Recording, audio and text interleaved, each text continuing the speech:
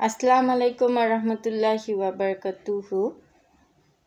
রোজ হাসরের ময়দানে এমন কিছু ব্যক্তিবর্গের আবির্ভাব ঘটবে যারা বলবে, হে আল্লাহ, সেদিন আমার রোজা ছিল, আমি ক্ষুধার্ত এবং তৃষ্ণার্ত ছিলাম এবং আমরা সেহরিও খেয়েছি এবং মাগরিবের আজান শুনে আমরা রোজা খুলেছি। কিন্তু তাদের আমল নামায় রোজার নেকি থাকবে না এবং মহান আল্লাহ তাআলা বলবেন, সেদিন তোমাদের রোজা ছিল না বা কবুল হয়নি। এর কারণ হচ্ছে, আমরা যারা মুসলমানরা রমজান মাসে রোজা রাখি কিংবা আরও অনেক আইয়ামে বীজের বিভিন্ন রোজা আছে, যারা আমরা রোজা সাম পালন করি, আমরা ঠিকই সেহরি খাচ্ছি, সারাদিন ক্ষুধার্ত তৃষ্ণার্ত থাকছি, রোজার সব নিয়ম নীতি মেনে চলছি, মাগরিবের আজান শুনেই আমরা রোজা খুলছি। তবুও কেন আমাদের আমল নামায় রোজা রাখার নেকিটা থাকবে না? কেন আমরা এই নেকি থেকে বঞ্চিত হব? এর একটি কারণ হচ্ছে, অনেক মুসলমান ভাই এবং বোনেরা মনে করেন যে সেহরির সময় ফজরের আজানের আগ পর্যন্ত বা ফজরের আজান চলাকালীন সময়েও সেহরি করা যায় বা অন্তত পানি পান করা যায়। এরকম অবস্থা তখনই সৃষ্টি হয় যখন কোনো ভাই অথবা বোন সেহরি খাওয়ার জন্য ঘুম থেকে ওঠার জন্য লেট হয়ে যায়। তখন তারা তাড়াহুড়ো করে পানি খেতে থাকে অথবা এক গ্লাস ভাবে যে দুধ খেয়ে নেই। অথবা আপনারা যদি জলদিও উঠে থাকেন, আপনাদের এমন একটা বিভ্রান্ত ধারণা রয়েছে যে আজান দেওয়াকালীন সময়েও লাস্ট একবার পানি খাওয়া যায়। আপনারা মনে করেন এতে সারাদিন সারভাইভাল করা অনেক সহজ হবে। আসলে বিষয়টা এরকম না। আপনাদের সেহরির টাইম থাকে ফজরের আজানের 4 থেকে 5 মিনিট আগ পর্যন্ত। তারপর সেহরির টাইম শেষ হয়ে যায় এবং ফজরের আজান দেয়। এই সময়টার মধ্যে কোনো খানা পেনা চলবে না। এর ফজরের আজানের 5 মিনিট আগেই আমাদের সেহরি খাওয়া কমপ্লিট করে ফেলতে হবে। আর যে মানুষরা এটা বুঝে না, তারা মনে করে আরেকটু পানি খেয়ে নেই অথবা আরেকটু কিছু খেয়ে নেই, আমাদের রোজা রেখে সারাদিন সারভাইভাল করতে অনেক সহজ হবে। এটা একদমই ভুল ধারণা। অথবা যারা লেট করে ঘুম থেকে উঠে হুড়াস্তালি করে আজানটার টাইম পর্যন্ত তারা দমড়ে মুচড়ে খেতে থাকে, পানি খেয়ে ফেলে, তাদের রোজা কবুল হবে না, যতই তারা রোজার নিয়ম মেনে চলুক, সারাদিন ক্ষুধার্ত তৃষ্ণার্ত থাকুক, সে রোজা কবুল হবে না। আর আরেকটি বড় কথা, আপনি সেহরিতে বেশি পরিমাণের খাবেন না। যাদের এটা ভুল ধারণা আছে যে বেশি খেলেই হয়তো বা পেট ভরে খাবার খেয়ে নিলাম, একদম পেট ভরে আমি অনেকগুলা 1 লিটার পানি খেয়ে ফেললাম, তাহলে হয়তো বা আমার সারাদিন সারভাইভাল অনেক ইজি হয়ে যাবে। অথবা আমি সারাদিন ঘুমিয়ে থাকলাম, আসরের পর ঘুম থেকে উঠলাম, আমার রোজাটা অনেক ইজি হয়ে যাবে। আসলে বিষয়টা তেমন না। আপনি যতই খান না কেন, মানব শরীরে কয়েক ঘন্টা 3-4 ঘন্টা পর পর মানুষের ক্ষুধা লাগে। আপনি অনেক বেশি খেয়ে ফেললেই যে রোজা রাখাটা আপনার জন্য অনেক ইজি হয়ে যাবে, ক্ষুধা তৃষ্ণা কম লাগবে, বিষয়টা এমন না।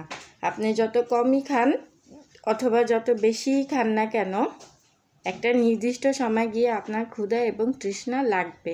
সুতরাং এরকম কাজ কখনোই করবেন না। অতিরিক্ত খাবার কখনোই খাবেন না। অতিরিক্ত খাবার খেলে আমাদের শরীর অসুস্থ লাগে, ঝিমি আসে, ঘুম আসে, ইবাদতে অমনোযোগিতা আসে। আপনারা যদি পরিমাণ মতো আপনার পেটকে এক ভাগ পরিমাণ ক্ষুধার্ত রেখে 3 ভাগ পরিমাণ খাবার, পানি এবং আর যা আপনার প্রয়োজনীয় জিনিস, ফল অথবা মেডিসিন থাকে, অনেক কিছুই থাকে আপনার, যেটা প্রতিদিন টাইম মতো আপনারা গ্রহণ করে থাকেন, অথবা 1 গ্লাস দুধ এরকম।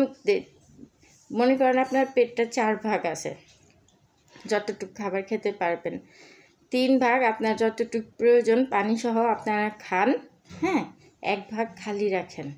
দেখবেন আপনাদের শরীর ফুরফুরা থাকবে এবং আপনাদের ইবাদত করে চলাফেরা করে সব কিছু করে শান্তি লাগবে। কেউ সেহেরিতে এবং ইফতারিতে গামলা ভরে খাওয়ার চেষ্টা করবেন না, এটা আপনাদের শরীর খারাপ লাগবে। হ্যাঁ, আর যারা অনেক বেশি খেয়ে ফেলে, এটা আসলে পেটের ক্ষুধা না, এটা একটা চোখের ক্ষুধা। নিজেকে অন্যান্য কাজে মধ্যে দিয়ে এন্টারটেইন করুন।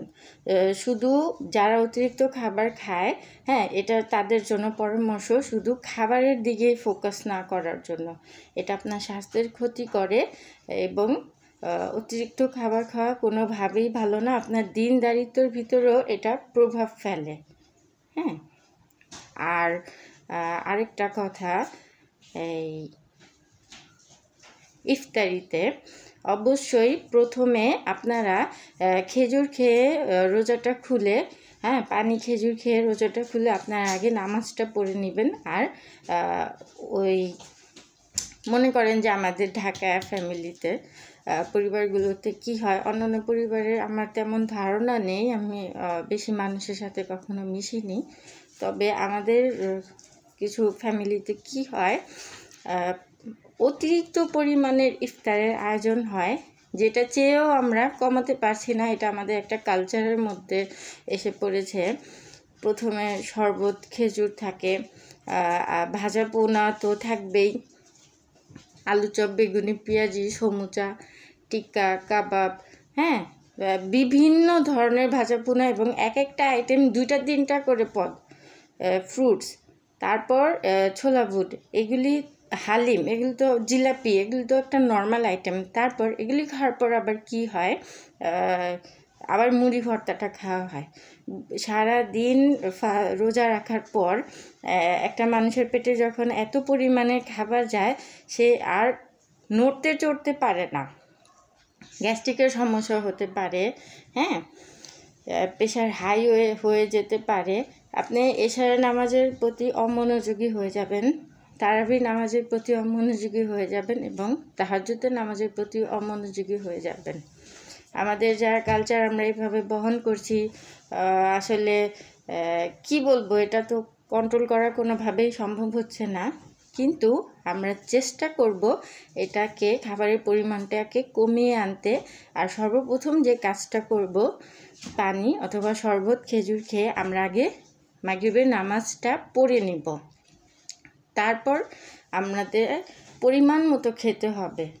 ফ্রুটসটা আগে খাবেন, তারপর ভাজা পোনাটা খাবেন তো এটা ছাড়া তো আর চলে না, আমি বুঝতে পারি। কিন্তু যে জায়গায় আপনি 5টা ভাজা পোনা খেতেন, সেই জায়গায় 2টা খাবেন। যে জায়গায় আপনারা 1 প্লেট ভরে মুড়ি ভর্তা খেতেন, অর্ধেক প্লেট খাবেন। এটা আমার ব্যক্তিগত মতামত, আপনাদের স্বাস্থ্যের কথা চিন্তা করে আমি বললাম। বাকিটা আপনারা অবশ্যই নিজেদের ক্ষেত্রে ভালো বুঝেন। আর ইনশাল্লাহ আশা করি আমি বুঝাতে পেরেছি কেন আমাদের মুমিন মুসলমান ভাই বোনরা সারাদিন রোজা রেখেও কেন তাদের আমলনামায় রোজার নেকি সাওয়ামের নেকি আসবে না। এই মেন কারণটা হচ্ছে সেহেরির 5 মিনিট পূর্বে, ফজরের সেহেরিটা কমপ্লিট করতে হবে ফজরের আজানের 5 মিনিট পূর্বে। বাস এই এতটুক নিয়মে আমরা গরমিল করে ফেলি, যার কারণে আমাদের আমলনামায় রোজার নেকিটা উঠছে না। ইনশাল্লাহ এই ভুল থেকে আমরা সরে যাব এবং সেহেরি টাইম মতো কমপ্লিট করে, ফজরের আজান দিলে আমরা অজু করে অবশ্যই রোজাটা একটা উত্তম সময়, ফজরের নামাজটা রেগুলার পড়া ইনশাল্লাহ আমরা পড়ব এবং সব নিয়ম কানুন মেনে চলব। আর আরেকটা কথা, যে ভাই বোনরা মনে করেন আমি সারাদিন ঘুমিয়ে থাকলাম, আসরের আজান দিলে উঠলাম, মাগরিবের আজানের ঘন্টাখানেক আগে উঠলাম, আমার রোজা বুঝি হয়ে গেছে। আপনার কাছে প্রশ্ন ছেড়ে দিলাম, এই রোজার মূল্য কতটুকু আছে? আল্লাহর সামনে রোজ হাসরের ময়দানে আপনি কি মুখ নিয়ে দাঁড়াবেন?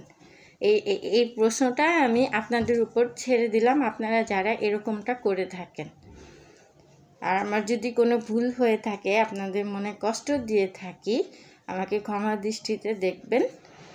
আসসালামু আলাইকুম ওয়া রাহমাতুল্লাহি ওয়া বারাকাতুহু। আল্লাহ হাফেজ।